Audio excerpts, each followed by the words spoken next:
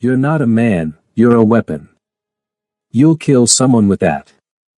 The heavy crystal tumbler shattered against the vanity mirror, sending shards of glass exploding across the master suite.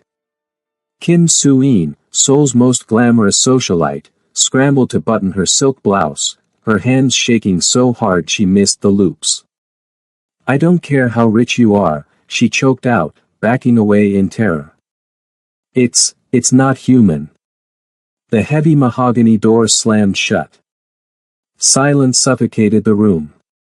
Park Seo-joon stood shirtless in the shadows, the intricate dragon tattoos on his chest rising and falling with his heavy breathing.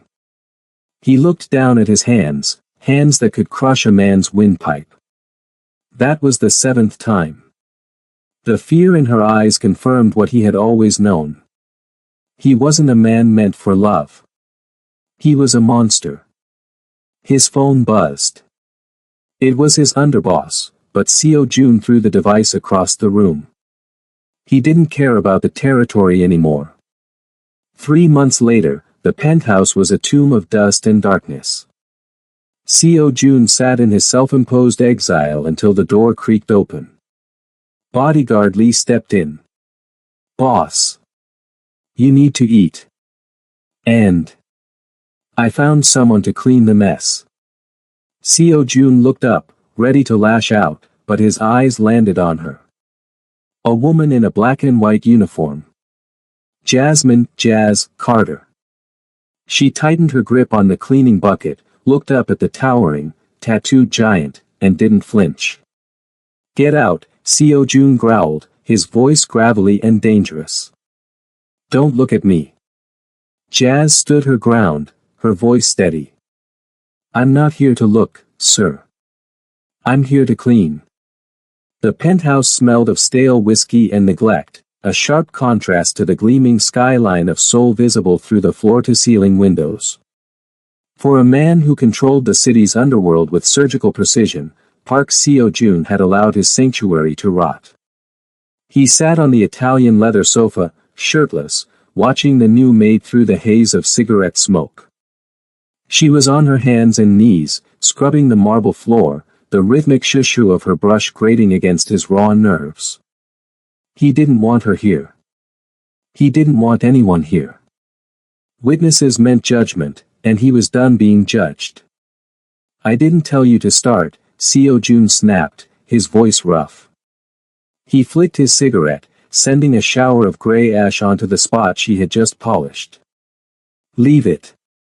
Jazz didn't look up. She didn't flinch at the ash drifting onto her knuckles. She simply wiped it away with a damp cloth and continued scrubbing. Her silence infuriated him. Women usually filled the silence around him with nervous chatter or terrified apologies. This one just worked. Are you deaf? Seo-joon stood up, his massive frame casting a long shadow over her. With a sudden, violent motion, he kicked a stack of old takeout boxes near his feet. Half-eaten noodles and cold sauce splattered across the expensive rug. This place is a graveyard. It's not meant for the living. Go home. Jazz finally stopped. She sat back on her heels, wiping sweat from her forehead with the back of her wrist. Her dark curls were pulled back, exposing the weary set of her jaw. She looked at the mess, then up at him.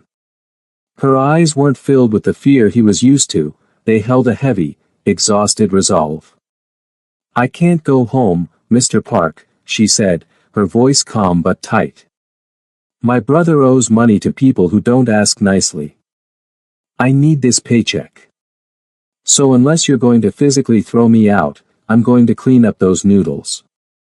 Seo-joon loomed over her, the dragon tattoo on his neck flexing as he clenched his jaw. He was used to terror. He was used to being the monster in the room. But looking at her, he realized she wasn't afraid of monsters. She was afraid of poverty. She was afraid of losing her family. He grabbed a bottle of scotch from the table, intending to smash it, to make the loud noise that usually sent people running. But his hand hovered in the air. Jazz had already turned back to the mess, picking up the carton with steady hands. She wasn't playing his game. Fine, he muttered, sinking back into the shadows of the sofa. Clean. But don't expect me to make it easy. I never expect easy, she murmured, dipping her rag into the bucket. The water turned gray, swirling with the filth of his exile, but she kept scrubbing, reclaiming his home inch by inch from the darkness he had invited in. It was past 2 a.m. when the elevator doors slid open, exhaling the metallic scent of rain and fresh blood into the penthouse. Jazz was still awake, folding towels in the laundry room, when she heard the heavy, uneven footsteps dragging across the hardwood she had spent all day polishing. She found him in the kitchen, gripping the granite island with white-knuckled force. Park Seo-joon looked like he had walked through hell. His knuckles were raw, split open and weeping crimson, and a jagged slash ran down his left forearm, slicing through the ink of a snarling tiger. Blood dripped steadily onto the floor. Drip. Drip. Drip. Mr. Park, she gasped, dropping the towel. Don't, he rasped, not looking at her. His voice was tight. Go to your room, Jazz. She ignored him. She had learned quickly that listening to his commands usually meant letting him rot in his own misery. She disappeared into the bathroom and returned with the emergency kit she'd found under the sink on her first day. Sit, she ordered, pointing to the bar stool. Seo-joon turned his cold glare on her, eyes narrowed. I said leave it. It heals. It's deep, and it's ruining the floor, she countered, her voice unwavering despite the adrenaline thrumming in her veins. Sit. To his own surprise, he obeyed. He sank onto the stool, the adrenaline of the fight fading into a dull, throbbing ache. He watched warily as she uncapped the antiseptic. He expected her hands to shake. He expected the smell of blood to make her gag. Instead, her movements were efficient, almost clinical. This will sting, she murmured. She pressed the alcohol-soaked gauze to the open gash. Seo-joon didn't blink. He had taken knives, bullets, and beatings without making a sound. Pain was a language he was fluent in. She threaded the needle. He watched the silver tip pierce his skin, sewing the edges of the flesh back together. He remained stone still, a statue of stoic endurance, his breathing slow and controlled. Done, she whispered, cutting the thread. Then, she did something he wasn't prepared for. She didn't pull away immediately. She took a warm, damp cloth and gently wiped the dried blood from the uninjured skin around the wound. Her fingers brushed against the sensitive skin of his inner wrist, her touch soft, reverent, and terrified of causing him more pain. Seo-joon flinched violently, jerking his arm back as if she had branded him with hot iron. The sudden movement knocked the bottle of antiseptic over, the plastic clattering loudly in the silence. Jazz froze, her eyes wide. Did I hurt you? Seo-joon stared at her, his chest heaving, his pupils blown wide. It wasn't pain. It was the terrifying shock of tenderness on a body built for violence. No, he whispered roughly, standing up and retreating into the shadows of the hallway before she could see his composure crack. You didn't. The schedule on the refrigerator said he was at a meeting in Gangnam. That was the only reason Jazz felt safe entering the master bathroom to collect the laundry. The room was a cavern of black marble and humidity, the air thick with the scent of sandalwood soap. She reached for the wicker hamper, humming softly to herself, but the sudden, sharp silence of the shower cutting off made her freeze. She wasn't alone. Before she could retreat, the heavy glass door swung open. Park Seo-joon stepped out onto the bath mat, water sluicing down the hard planes of his chest, darkening the dragon ink that wrapped around his torso. He reached for a towel, but stopped dead when he saw her reflection in the vanity mirror. He was naked. Completely. Jazz turned, intending to run, but her feet betrayed her. She was rooted to the spot, her eyes wide. In the harsh vanity lights, there was nowhere for him to hide. The physical anomaly that had sent Kim Soo-in screaming from the penthouse, the sheer, intimidating scale of him, was on full display. Seo-jun's muscles locked, his body turning into a rigid wall of tension. A cold, familiar dread washed over him. He waited for it. The scream. The look of revulsion. The accusation that he was a freak of nature. He braced himself for her to scramble for the door, just like the others. But the scream never came. Jazz stared, her breath hitching in a soft, audible gasp that echoed in the damp silence. Her eyes traveled down, widening in shock, yes, but not in terror. She didn't look like she was staring at a weapon. She looked like she was staring at a man. A deep, dark flush crept up her neck, heating her cheeks. She bit her lip, her gaze snapping back up to his face, her expression one of mortification, not fear. I thought you were out, she stammered, her voice breathless. She clutched the laundry basket to her chest like a shield, but she didn't back away. The air in the room shifted instantly. It wasn't the cold, sharp scent of fear. It was something heavier. Something hotter. Seo-jun stood paralyzed, water pooling at his feet. She was blushing. She was embarrassed. She was overwhelmed. But she wasn't scared. For a monster who had only ever known how to inspire terror, the realization hit him harder than a bullet. "Get out," he whispered, but the venom was gone from his voice, replaced by a stunned, breathless confusion.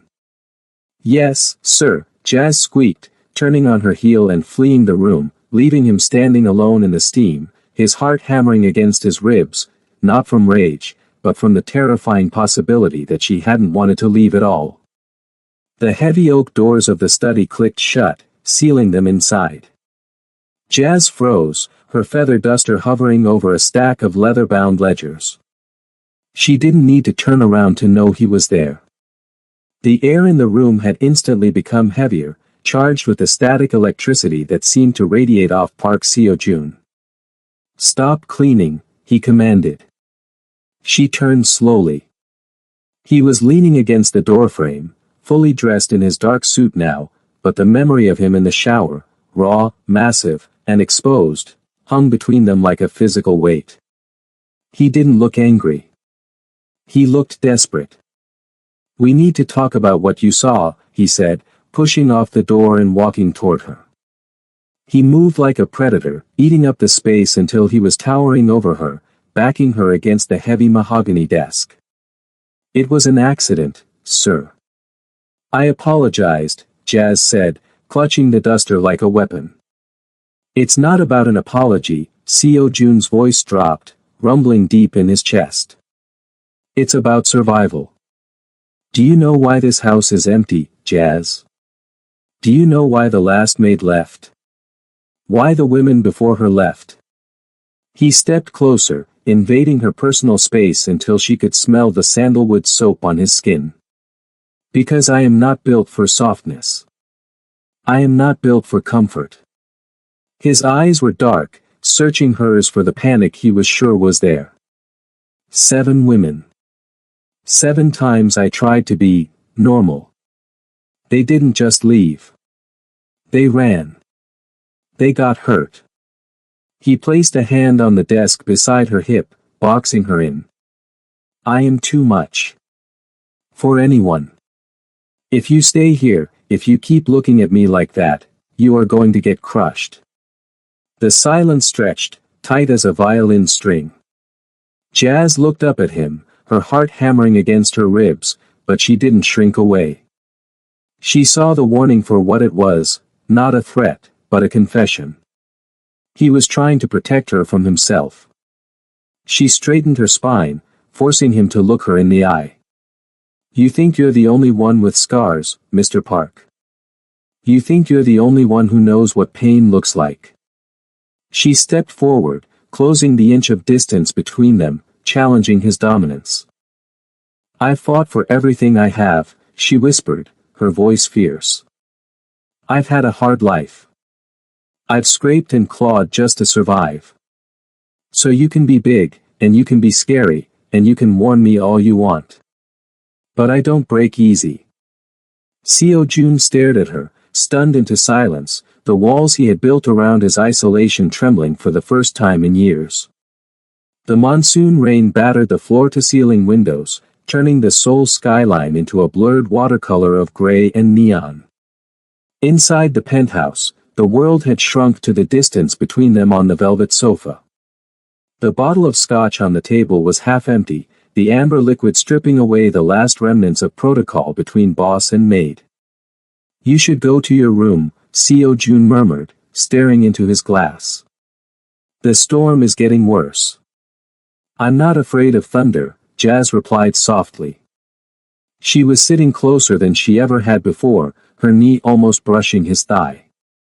The heat radiating from her was intoxicating, a siren call he knew he should resist but couldn't. He turned to look at her, his eyes dark with a hunger he had starved for months. "It's not the thunder you should be afraid of." The warning hung in the air, fragile and useless.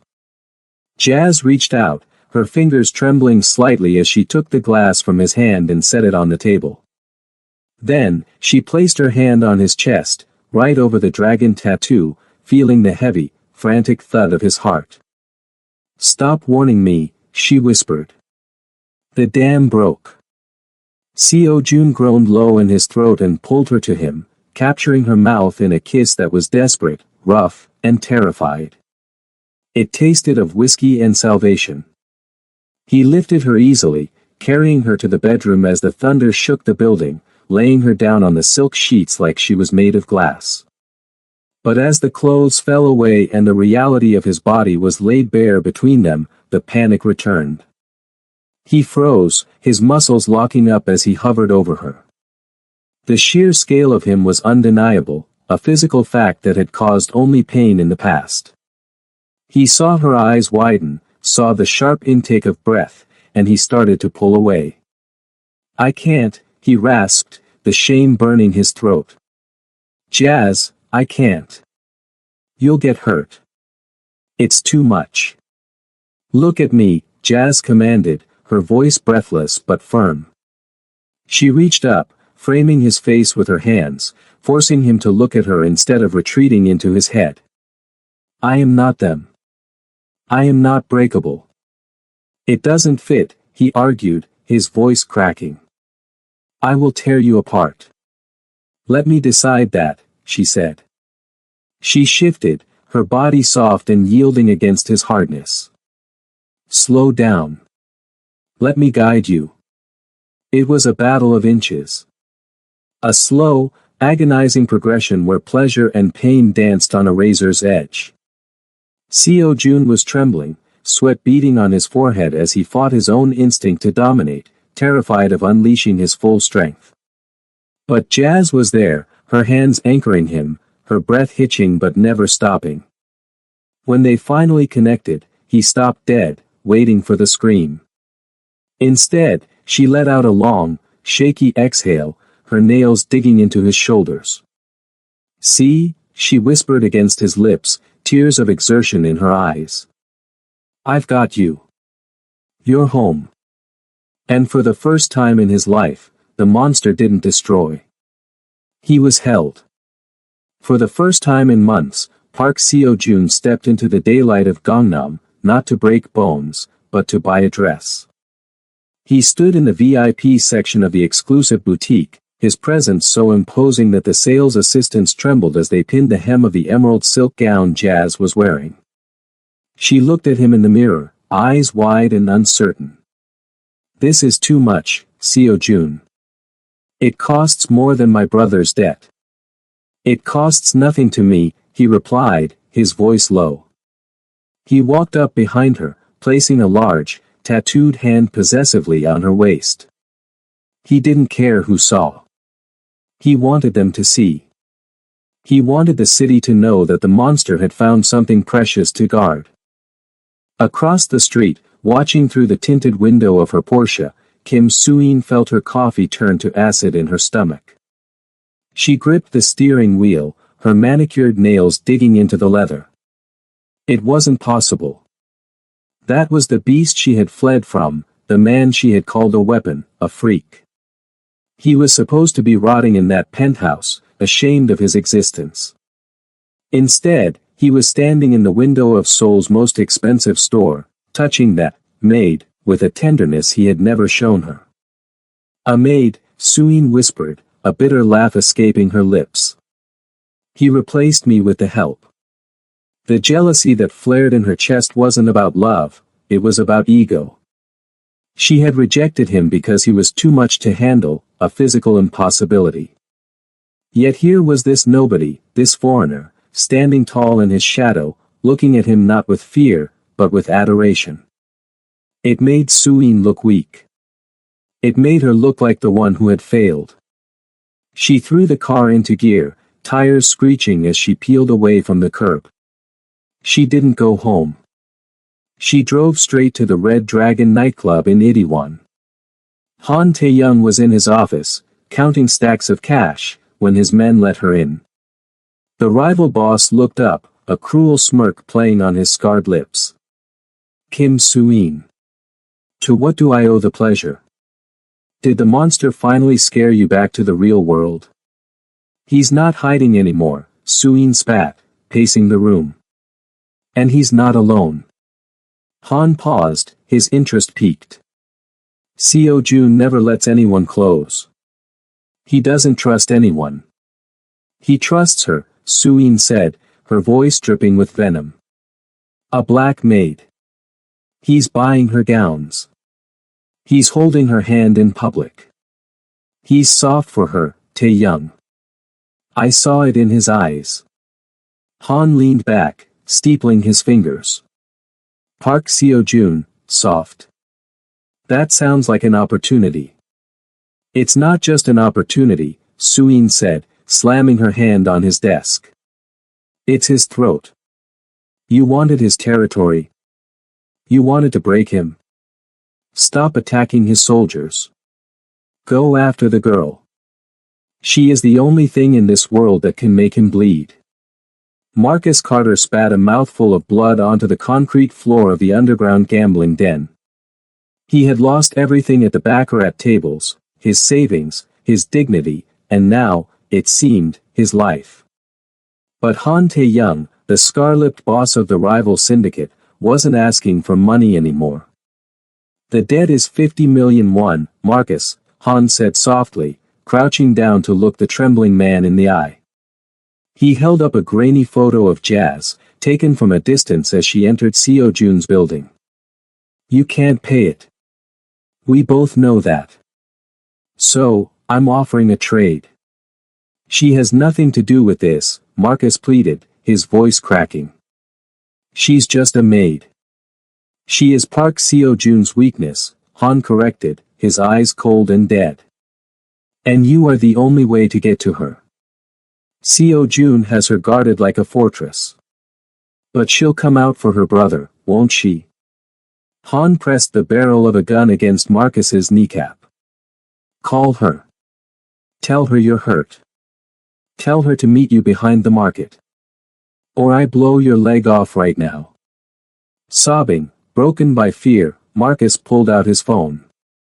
He typed the text that would sign his sister's death warrant. Jazz was humming as she navigated the crowded aisles of the Itaewon grocery market. For the first time in months, she felt light. The nightmares of the penthouse had turned into dreams.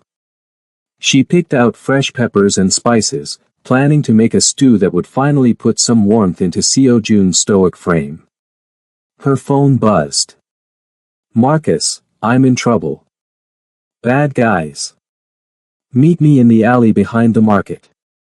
Please, Jazz. I'm scared. Her heart stopped. She didn't think, she just reacted. Clutching her grocery bags, she bolted toward the rear exit, ignoring the warning bells ringing in her head. She pushed through the heavy metal doors into the quiet, trash-strewn alleyway. "Marcus," she called out, stepping into the shadows. There was no Marcus. Only a black van with the engine idling. Before she could turn, a heavy hand clamped over her mouth. She dropped the groceries, a jar of peppers shattering against the asphalt, a cruel echo of the whiskey glass that had started it all. She kicked and scratched, sinking her nails into a leather jacket, but a needle pricked her neck. "Sleep, little maid," a rough voice whispered in her ear. The world tilted sideways.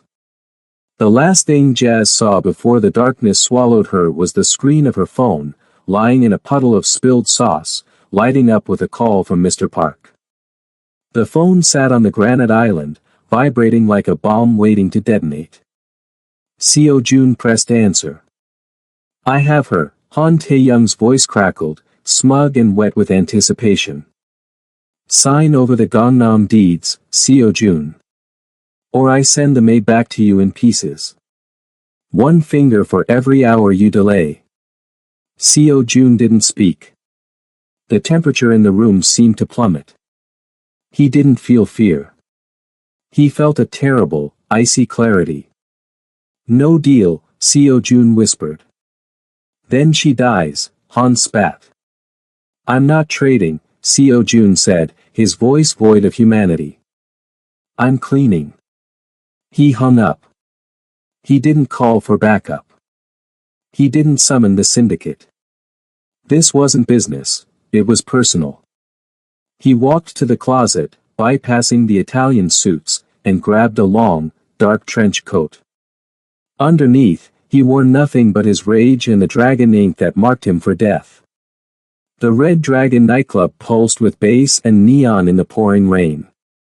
The bouncers barely had time to register the massive shadow detaching itself from the darkness before Seo Jun was upon them. He didn't use a gun. He used his hands. The first man flew through the glass doors, his chest caved in by a single, devastating punch. Seo Jun stepped over the shards, entering the chaotic strobe lights of the dance floor. The music pounded, a rhythmic thud that matched the violence he unleashed. Han's soldiers swarmed him with knives and batons, but they were fighting a landslide. Seo Jun moved with terrifying efficiency. He caught a swinging bat with one hand, snapped the attacker's arm with a sickening crack, and used the man as a shield against the next wave. He was a titan among children, his size, the very thing he had loathed, the thing that had made him feel like a freak, now serving as an unstoppable engine of destruction. He tore through the club, leaving a wake of broken bodies and silenced screams. He didn't run. He walked. Relentless. Inevitable. Kim Soo-in was right, he thought as he hurled a man across the bar, shattering rows of bottles. He was a weapon. And tonight, he would fire until the chamber was empty. He reached the heavy steel door of the VIP office, blood dripping from his knuckles, and kicked it off its hinges. The office was a wreckage of shattered glass and splintered wood. Han Tae-young stood behind his mahogany desk, using Jazz as a shield, a pistol pressed hard against her temple. She was bruised, her uniform torn, but her eyes were locked on Seo Jun, not with fear, but with relief. "Stay back." Han screamed, his voice cracking. "I'll kill her. I swear I'll." He never finished the sentence. Seo Jun didn't negotiate. He didn't pause. He snatched a letter opener from the floor and threw it with terrifying precision. The blade buried itself in Han's shoulder. As Han screamed and the gun wavered, Seo Jun closed the distance. It wasn't a fight, it was an execution. Seo Jun vaulted the desk, crashing into his rival with the force of a freight train. They hit the floor, a tangle of limbs and fury. Han tried to bring the gun around, but Seo Jun caught his wrist. There was a sickening snap, a guttural roar, and then silence. Seo Jun stood up slowly, his chest heaving. Han Taeyun lay motionless at his feet. The silence that followed was deafening. Seo Jun looked down at himself. His white shirt was gone, his chest and hands coated in thick, crimson blood, some his, mostly Han's. The dragon tattoo was drowned in red. The monster was fully revealed. He looked at Jazz. She had managed to free her hands and was standing up, trembling. Seo Jun took a step back, the adrenaline crashing into a wall of shame. He held up his blood-slicked hands, palms out, warning her away. "Don't," he rasped, his voice broken. "Don't come near me. I'm dirty." He waited for the revulsion. He waited for her to see the beast that had slaughtered a room full of men and run. But Jazz didn't run. She stepped over the body of the man who had threatened to kill her and walked straight into the blood. She reached out, her small, dark hands gripping his forearms, ignoring the gore that smeared onto her skin. "You came for me," she whispered. "I am a killer," Seo Jun choked out, unable to meet her gaze. "No," Jazz said fiercely, forcing his head down until their foreheads touched. "You are mine." She pulled him down, crashing her lips against his. It wasn't a gentle kiss. It was desperate, tasting of iron and tears, a seal on a blood oath that bound them together. For a moment, the world narrowed down to the two of them, the monster and the maid who loved him. Seo Jun closed his eyes, surrendering to the warmth, finally believing he was safe. He didn't see the window behind them shatter silently. He didn't see the tiny, red laser dot dance across the room, settling directly over his heart.